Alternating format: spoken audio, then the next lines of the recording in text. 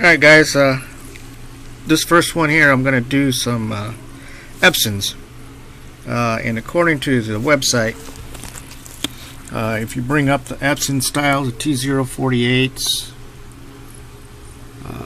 down in the summary section, if you can read that, right in there it's telling you do not use hot glue. So we're going to show you real quickly what we should be doing, and according to the new CW updated version here, so you need to get on there and get updated here with this stuff. We know we've done it in different versions.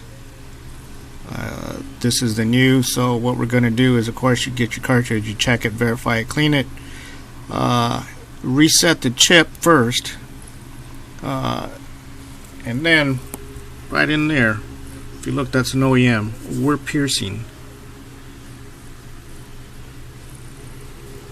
right up in that area, right in there.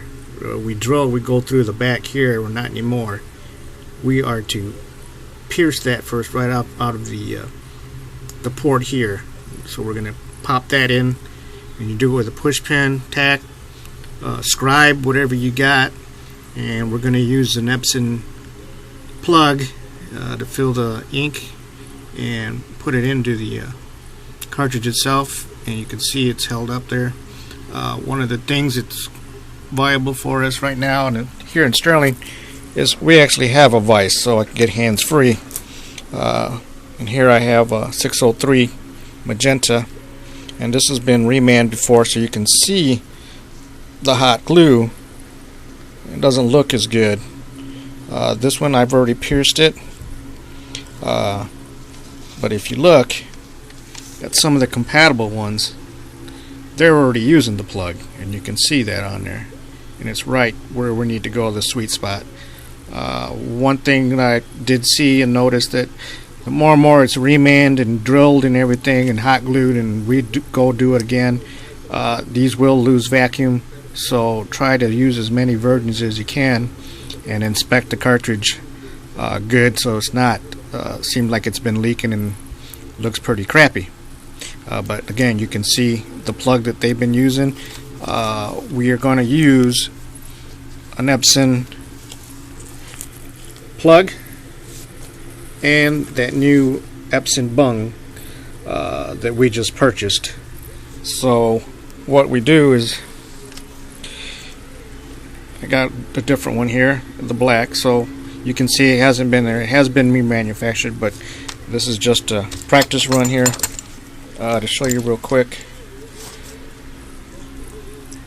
You take this cartridge, put it in the vise. I put a paper towel around it to protect it.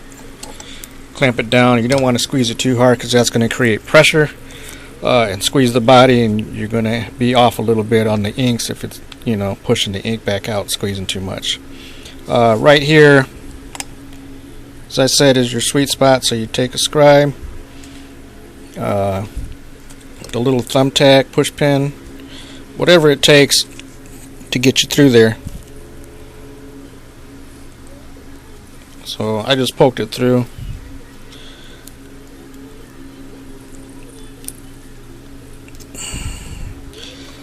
Then you take your bung over here, and you're going to pierce it the same way, whatever you got to get it done. Or if you don't have the scribe, again, use your push pin and thumbtack, pop it through there. You want to create a little opening, and then you're going to slide it over the syringe, and it end up looking like that.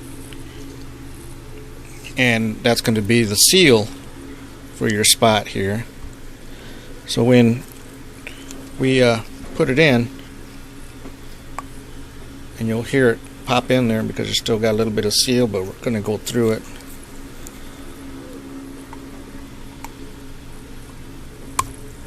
And there it's in. You put a little pressure on there. Normally the syringe would already be filled with the amount of ink we need to put in it. You get it to weight, and then of course you just draw back You get some ink in it and let all the bubbles escape. This is a dry cart, so of course we're not going to get anything out of it. But then you draw back, that's your vacuum. And once you're done, don't forget you're filling it, then drawing back just like you guys normally were doing. Weigh it, make sure you're at weight. If you don't want to lose the ink, then I suggest you pop the Epson bung in here real quick. Put a little pressure on it to get her in there. Weigh it, come back, and if you got to add it, you can pop it off. And then when you're done, you fully seat the bung all the way in.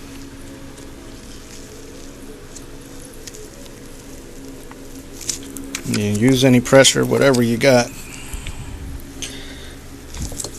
You want it to get flush. Sorry for all the movement here, but it's one-handed. So anyways, it should look flat. It does look a little big and orange, but those are different types of plugs. I don't know where they're getting those, but these are the ones we have access to. And that's how we want it done. You clean it. Blue tape is what you're going to put over the exit port, and you want to trim it, pull it nice and tight, leave it on there. Don't put a sticker on there to remove. What you want the customer to do is with the blue tape, they're going to pierce through it when they put it in the machine.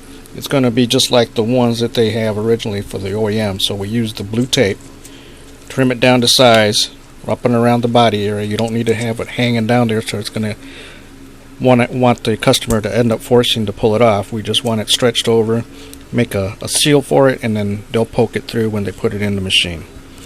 So that's your Epson.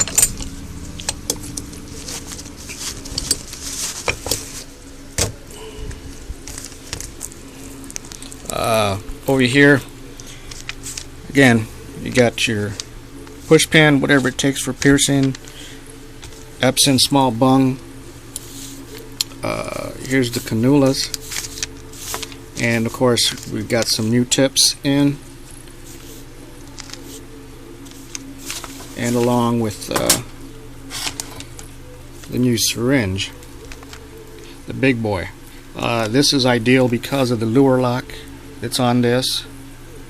So when you tie on any of these ends, it's locked into position and it won't slide out like you would on these styles. The cannula,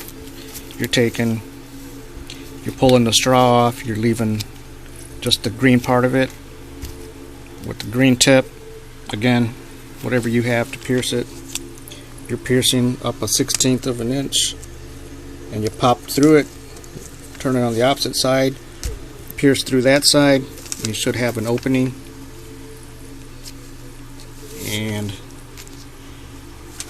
you could use that for filling like the 933s. And of course we've got the new one that already comes in that way, with the little holes on the side.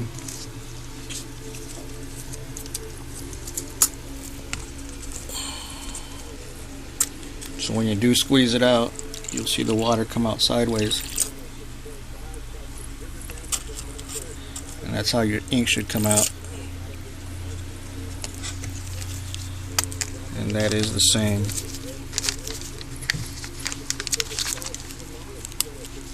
But this one,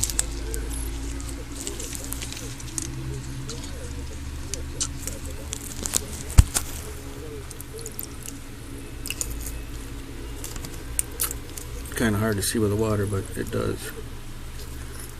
come out the sides.